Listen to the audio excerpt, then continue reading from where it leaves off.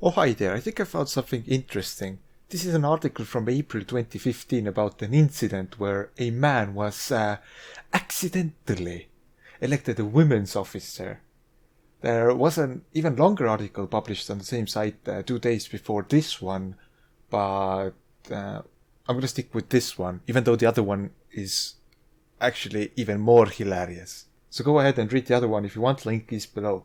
But all of this is absolutely hilarious, because to these people nothing matters but the fact that he isn't a woman, and that's it. Absolutely everything else is entirely irrelevant to them.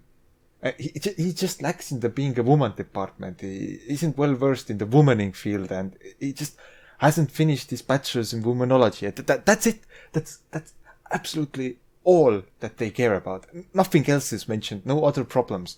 There are just no other problems with him whatsoever other than his genitals. And where I'm from, we call that sexism. The male university student elected as women's officer at the Tasmanian University Union has stepped down, challenging his critics to do more to fight discrimination. Young Liberal James Ritchie was elected to the role at the Northern Campus in a by-election earlier this month, prompting a public backlash. So, screw people who did the electing, screw what they thought, because he was elected. No one's saying there was some sort of a problem, he cheated. No, he was elected. And it's interesting, no one's going after the people who elected him. They're not laying any blame on the people who are directly involved with getting him to win it, because they elected him. And if you're disregarding the opinions of the people who did the election, who elected this person, that defeats the purpose of the election. In his resignation letter posted on social media, Mr. Ritchie said he was genuinely committed to fighting discrimination against women and was left speechless by the hatred directed at him. It doesn't matter how committed you are. As I said, it does not matter one single goddamn bit. What matters to them is what you have in your trousers, and that's it. The sexists are at it now. And I don't get it. Why does this leave you speechless? Haven't you seen enough crazy? Every time these feminists or social justice warriors do something crazy, their opponents will go, hot diggity, they have done it again. And again is the key word there. Again. Nothing new. Again. And everyone else is going, or seems to be going, what? They did what? How is this possible? Absolutely astonishing. And it's not astonishing. The time to be surprised at the lengths to which they are willing to go is over. They have gone off the rails too many times. He lashed out at his critics. Don't you mean responded? I bet he just responded. Saying he had been ridiculed for trying to serve women on campus, and the personal attacks had taken a toll on his family. Oh, so it's not just him, also his family's fair game. I don't want to cheer for someone's pain, but it is eye-opening for people to see the other side of these kind of things. Social justice and feminism is such a fairy tale that everyone's ready to believe it. It's just a nice fairy tale. But when it turns out eventually that it's not the princess gets saved by a white knight kind of fairy tale, that it's instead the and then the wolf ate the grandmother and then he ate the girl kind of fairy tale, people act surprised. Stop being surprised. It's just another fairy tale. The fact that I have been ridiculed for trying to serve the women on this campus and our community more broadly is extremely disappointing, he's posted. Yes, I can understand that it's disappointing. You wanted to help people, and women specifically. You wanted to be the best feminist ally you could be, and this was the obvious way in which you could contribute as much as you could. And the problem here is that that's not what they want. Remember, stick to just being an ally. They have said this several times. Do not mansplain, do not hijack the discourse, just do as you're told and shut up. Your role in this, your role in the women's liberation movement, if you want to call it that, is to shut up and do as you're told. You are supposed to be a good feminist ally and nothing more. How can we expect our men to stand up for women if they are mocked and insulted for trying to help the cause? And we don't expect them to. And that's why they don't. That's just another fairy tale. And that's why he for she campaign is hilarious. Because it's just he for she. There isn't a collaboration in there. Other than which is allowed by the she part of that contract. The he for she campaign, the women, the UN women defined what men are supposed to do to help women.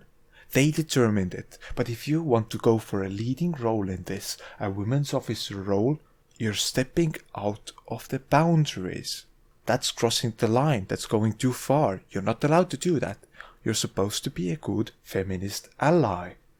He said he believed gender in the role was irrelevant. Let me tell you, to these people, gender is never irrelevant. He was the best person for the role. Well, yes, you were indeed the best person for the role if you were elected and no one is questioning the election process. Yes, indeed. But sorry to burst your bubble here, it's irrelevant what you believe. As I've said before, the sexists are at it. It's done. What you believe does not matter anymore. After his election, a petition was started by the university's women's collective calling for him to stand down. What a nice thing to do. Not trying to help him or make sure you're on the same page, get a good friendly relationship going on. No. None of that rubbish. What we will do is start a petition to poison our relationship. Yeah, that's way better. That's perfect. And the last paragraph seems a bit nonsensy, but there is a 8-minute SoundCloud clip there if you want to listen to a longer interview. Let us continue on this crazy train. There has been a lot of pressure for me to resign. A lot of interest groups that want me to resign, he said. Well, that means there are a lot of sexist interest groups. My suggestion would be to crack down on them and just to make sure that they know that this is unacceptable sexism in our current society. But, well, I'm not gonna hold my breath on that one. But the main thing for me is I felt my ability to be effective in the role was now diminished, and that was the most fundamental thing. And I see that. If there is a huge cry for resignation even before duties have been undertaken, it seems like a lost cause. At the same time, maybe grow a stronger spine and tell them no. And just do what you intended to do and win them over through actions by being a nice little feminist ally. To be honest, I don't know if that would have worked or not. But if this guy was feminist ally material enough to go for the position, I don't think he's going to start saying no to all of these interest groups. Because that would be very oppressive. He viewed it as a lost opportunity to encourage improved trust between the genders. Please into English. But yes, it would be nice to improve trust. Too bad it isn't happening. They aren't going to trust the man to protect and fight for women. That's what I'm getting from this.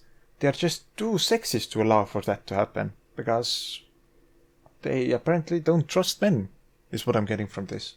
Or men and women are so radically different. But that would, however, call into question much of the feminist dogma.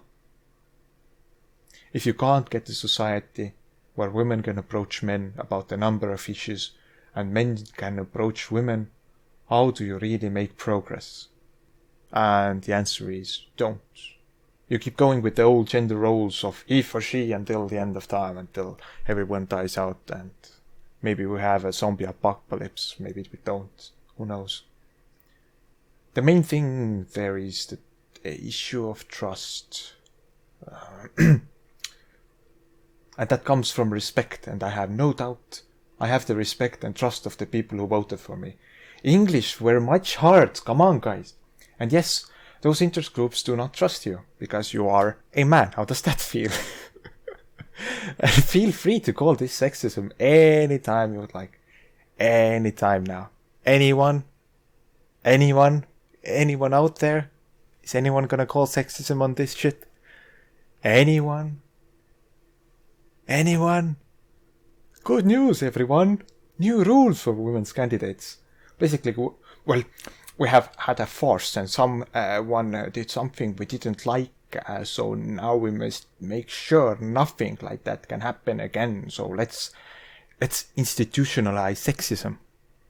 Let's do that. The student union has since introduced a requirement that the candidates for the position sign a statutory declaration confirming they identify as female. Oh, the poor idiot. The poor idiot. All he had to do was just say that, haha, I identify as female, consume phalluses, low intelligence people. That's all he needed to do. Why didn't he do that? But yeah, this is institutionalized sexism, and then you can go for a transphobic angle at this if you want. President could not explain why he polled much higher than the female student who contested the position. Maybe the female student was shit, huh? Maybe they voted on, at least somewhat, based on merit. Huh? Radical idea, yeah? But maybe they did vote on merit. Whether James had good intentions or not, I'm telling you, none of this matters. He does not fit that description. We think it's right that he has stepped out of his role, she said. So you were one of those interest groups that wanted him to resign, right? And what the hell do you mean by does not fit that description? What description? Where was this description specified and who defined it? And why did he know nothing of this, and why didn't it come up before? Miss La Baglia did not think the public backlash had a negative effect on campus. Of course not. Look at them, they are so goddamn progressive. How could progressivism have a negative impact on anything? Don't be silly, oh you. We're being progressive here. I think this has actually raised a lot of women's representation. And this may have more positive effects than negative. How? All I'm saying is, hey, look at us, we are sexist as hell. Greens MP Nick McKim said he had some sympathy for Mr. Ritchie, but he had made the right decision. Some sympathy? It's not his fault he was born a man, you know. While he agreed that some people were more comfortable speaking with people they identify with, he said some of the arguments against Mr. Ritchie were difficult to sustain. Although I am a little bit uncomfortable about some of the things done and said to and about James, I think ultimately he has made the right decision. He has all of the best intentions in mind possible. And people do recognize that by voting for him. And he gets the job. What a success for him. And then it turns out that the people around him are goddamn sexists. And that he will not be accepted into the role by the very same people he set out to help and support. People were plainly sexist to him, didn't give any objective objections to him, but simply sent him and his family apparently some really mean things. And the best you can do is, well, some bad stuff went down, but overall, know your place, good feminist ally. We will have none of this nonsense, silly boy. And it is likely another by-election will be held to fill the vacancy. Yeah, next time make sure that the voters cannot choose based on merit at all, but are forced to vote based on sexist values. Only vote for a specific gender. Blacks need not apply. Oh, I'm sorry, my bad, scratch that. Men need not apply. My bad. Really sorry about that. But that's enough for now. You know where to find me.